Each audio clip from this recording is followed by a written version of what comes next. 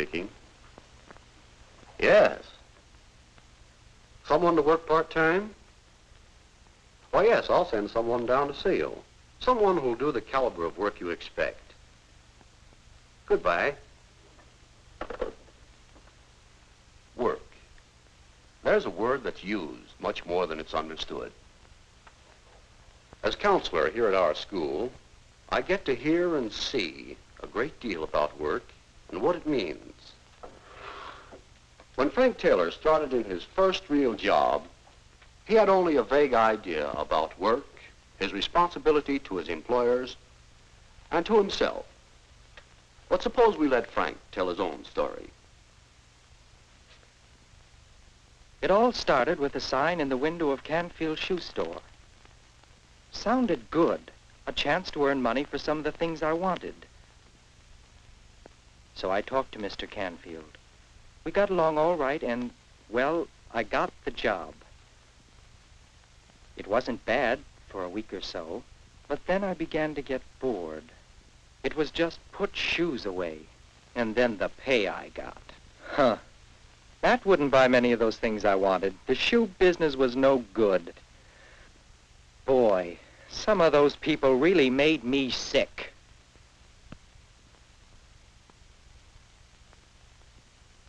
I didn't last very long. But then it was only a job. I figured I could get another job through the school guidance counselor. I think I have a job you should be able to fill. That's great, Mr. Barlow. The job I have in mind is at Mr. Canfield's shoe store. I don't think Mr. Canfield would hire me. Why not? Because he just fired me. Haven't you got a different job, maybe, somewhere? Just a minute, Frank. If Mr. Canfield fired you, you might have the same sort of trouble somewhere else. Would you like to tell me about the job and what happened? The job was just dull and routine. The same things every day. I don't think there is such a thing as a dull job. But suppose you tell me what you think is interesting work. I think it would be exciting to be an architect or an airplane pilot. Yes, those can be interesting jobs. Or they can be dull and routine, too, depending on your mental attitude. Why do you suppose an architect finds interest in his work? Because he does something important. Designs houses and buildings and bridges and lots of things. Yes, an architect does help to make things that people need. And he can look with pride on the completed structure. And the pilot provides transportation that people need. He can be proud of his skill and his record of safe flying. But what about, a teacher? Can't she be proud of her service to the community? Are druggists important? Or bank clerks? Or shoe salesmen? Don't they do something useful, something important for people? Look, Mr. Barlow, I didn't take that job to do anything important. I just wanted a little spending money. Any job, piloting a plane or selling shoes, is as important as you make it. If you think it's not important, whatever it is, you'll soon become bored with it and do it poorly. To enjoy your work, you'll need to find in it more than money. You'll need personal satisfaction, pride of accomplishment, a sense of importance to others. Whether it's a part-time job after school or a lifetime career. And as for money, well, we all want money. But if you don't perform any service, or if you don't do your work well, you can't expect much in return, can you? Why, guess not. If your work is to profit you, it must also profit your employer and profit society. But how can you do a job well if it isn't interesting? It wouldn't be much of a job if you couldn't find something interesting about it. All right, now let's see what other job we can find for you. Or, Mr. Barlow, do you think Mr. Canfield would take me back if you asked him to? Well, after Mr. Barlow talked Mr. Canfield into giving me another trial, I found new interest in that job. And when I really applied myself to my work, there was nothing dull or routine about it. It wasn't long before I began to see how much other people depended on fellows like me.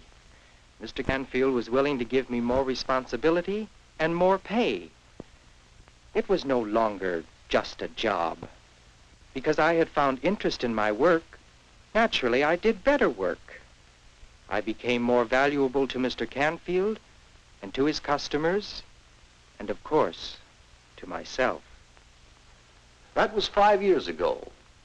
The reason I told you about Frank Taylor is that he called me just now. He needs a part-time helper. You see, he's manager of Canfield Shoe Store now. It happened to Frank because he found interest in his work and satisfaction in doing it to the best of his ability. Every day, someone, somewhere, learns that more money and more satisfaction are the result when you stop thinking about just the job and begin thinking about work.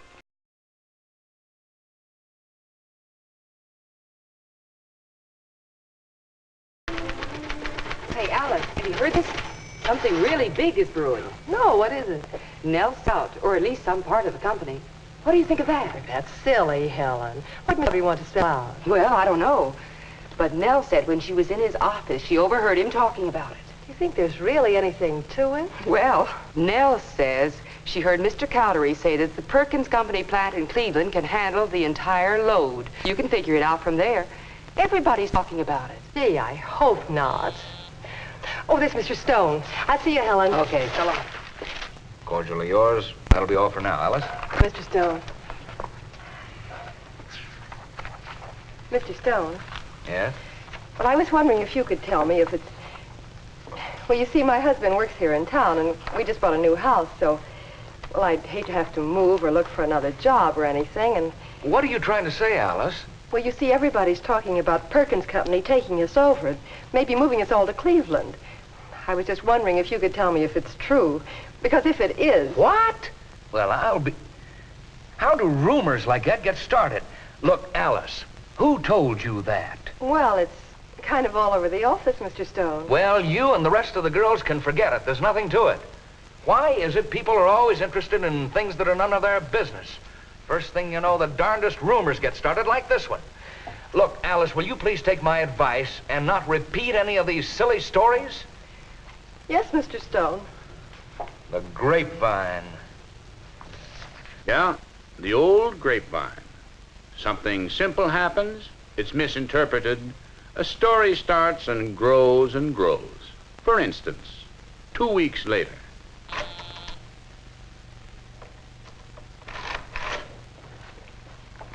Oh, Alice, if you will wait just a moment, you can take these reports up to Mr. Cowdery. Yes. Well, look, Mr. Stone, I'll be running along. Don't worry, we'll get your new computer and those file cabinets in early next week. Good. Now that we're getting rid of those 2 desks out there, I guess we'll have room for them. Oh, yes. What about the expert operator? Oh, I've taken care of that. We're sending you our very best girl. Good. All right. Here you are, Alice. If you'll just give these reports to Mr. Cowdery's secretary, please. Yes, Mr. Stone. Now, I'm planning on keeping your expert operator here long enough to train both Helen and Sally. They're 2 of my best girls. That way, both girls will be trained on the new machine, and we'll be able to get out a lot more work with less effort. Well, I can guarantee you this, Mr. Stone. You're going to like it. And the girls will be happy with it, too, after they've learned how to use it. I'm sure of it. Within a week, both my girls will be old hams at it. Just a normal business improvement. Stone, head of accounting, is getting a new type of computer to make his department more efficient. A simple improvement in methods. Simple, that is, until the office grapevine gets a hold of it. I hear they've already ordered one. Yes, Helen and Sally. Moving them? Transfer? Laid off? Fired? Without notice? Just like that? What did they do? Well, the least he could have done was tell us first. Well, that's only what I heard, Helen. Maybe the thing for you to do is go right in and ask him about it. After all, you're not sure. Well, you're his secretary, Alice. Why don't you ask him? I wouldn't ask him. I told you how he acts when anybody asks him anything about anything that goes on around here. Well, where there's smoke, there's fire. If they're moving our desks out and getting a new automatic machine, they must be getting rid of us, too. Well, that's the thanks you get. 4 years at the same desk working your head off, and then in comes a newfangled machine, and out you go. Well, I think we ought to quit before he has a chance to fire us. There's plenty of other good jobs around here. I don't know what you're going to do, Sally, but I'm leaving early today to find me another job. And it's really a swell job. And if you'll come down... Good morning, there's an interview girls. already... Oh, Helen, will you and Sally come in for just a minute, please? I've got some news for you. We've got some news for him, too. Well, I guess this is it. Oh, come on in and sit down, girls. I've got something I want to talk to you about. It's all right. You don't have to tell us. We know. And it may interest you to know that we don't care. This is the thanks you get for years of hard work. Maybe we don't want to work for you. As a matter of fact, I already have another job. I start Monday. Wait a minute. Another job? What on earth are you talking about? And I've got an interview set up for Sally, too. What in the name of heaven are you talking about? You needn't pretend, Mr. Stone. We've heard all about it already. The whole office has. You think just because you buy a new automatic machine, you can let us go and get an experienced operator for it. Well, let me tell you... Let you go? Oh, for Pete's sake. If this wasn't so serious, it'd be ridiculous. Look, I'm buying a new computer to take the place of those 2 old adding machines out there. And they always send along an experienced operator to break someone in on it. Now, I thought you'd be much happier with the new setup. Golly, Mr. Stone, we thought that... You thought? Well, why didn't you come into me in the first place instead of listening to all this silly backyard gossip? Well, I heard that whenever anyone comes into you about something, you say it doesn't concern them. Look, girl, it isn't always possible to tell you everything that management has in mind. You can understand that. But I'll certainly tell you about anything that concerns you directly. In fact, that's why I called you in here, to tell you about this change before the equipment arrived. Oh, golly, Mr. Stone, we thought we were going to lose our jobs. Well, I'm sorry, girls, if you got concerned and upset over nothing. But how in the devil can I keep these rumors from getting started?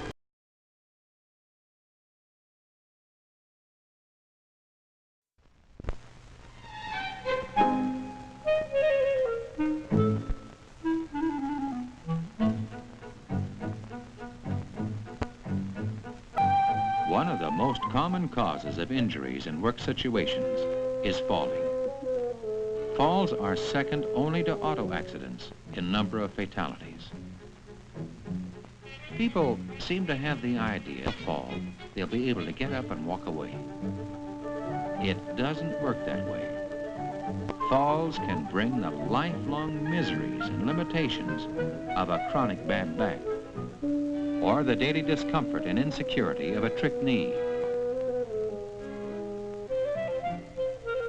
or the end of wage-earning days.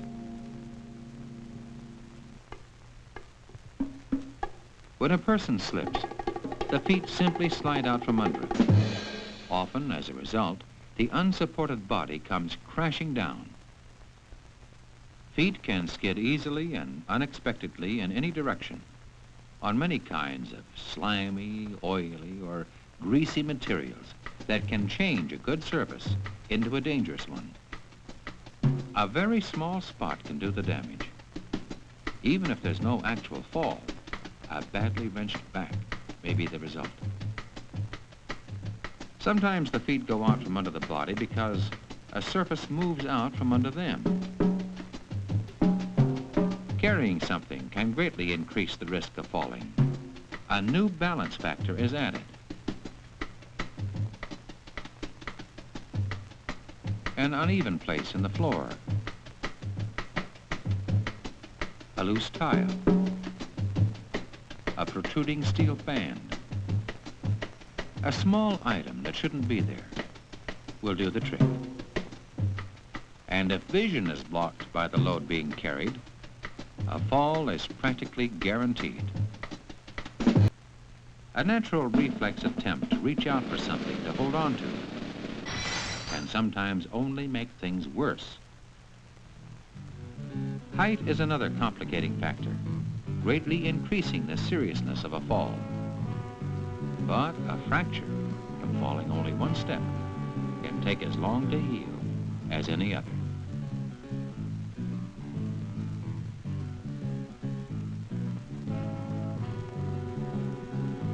An object doesn't have to be very big or very high to cause serious trouble on stair steps. A foot may be placed on a small or irregular surface where it can slip.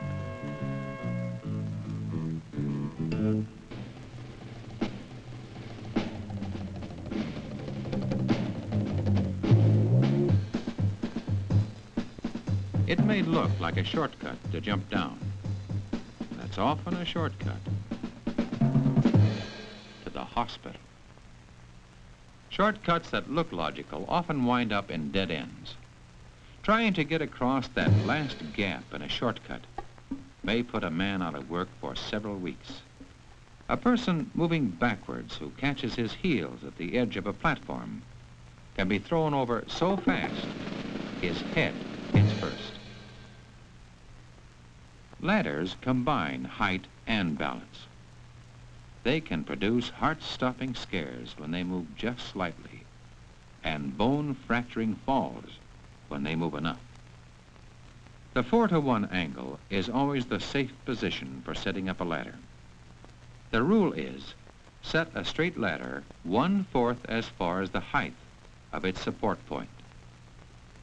It's particularly important to secure ladders that are leaned against cylindrical or irregular surfaces, or set on uneven surfaces.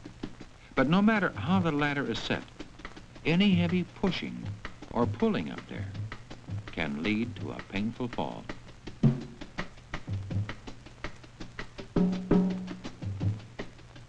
It always takes 2 hands to go up or down a ladder safely. Heavy or clumsy material should never be hand-carried up a ladder. Sure, moving a high ladder is an effort, but it is far healthier than overreaching and risking a permanent injury. Always remember to keep your belt buckle inside the rails of the ladder you're working on, and you won't reach out too far. And remember, the personal penalty can be very severe for a failure to thoroughly inspect the crucial parts of a ladder or scaffold before using it.